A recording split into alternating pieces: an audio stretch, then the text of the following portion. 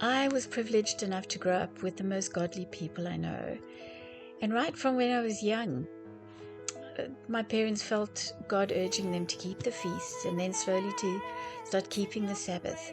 And that's what we do now with my children and my friends. And it's the most beautiful thing, because the thing is, in Genesis 1, verse 14, God is already saying right then that I put the stars in the sky and the seasons and so on to mark the special time of meeting. It's an appointed time. It means like a date with the Father. Not that He's not going to be there any time that we go to Him, but these times are special because He's written this down in His calendar. This is the time that He's going to show up and meet with us. And then if we show up and meet with Him, then there is such blessing and such healing that happens because it's anointed. I mean, we can meet with Him anytime. But it's these times that He has decreed right from the beginning of the world.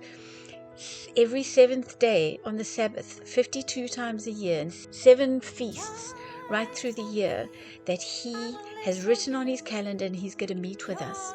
And just like Hezekiah in 2 Chronicles 30, where Hezekiah kind of finds God again and decides to keep the Passover. And even though the people weren't ceremonially clean, they just sort of, they didn't really know what to do to please the Lord, but they pitched up because they wanted to. And God saw their hearts.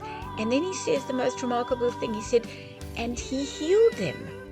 He didn't bless them. He didn't shower them with whatever. He healed them. And I thought, that's exactly what every one of us needs. We need God's touch to heal us from the hurts and the pain and the bondage that we're in. And this is what God does on these days. He meets with His children and He fills up our tank and He gets rid of all the junk. He heals His people. Praise You, Father.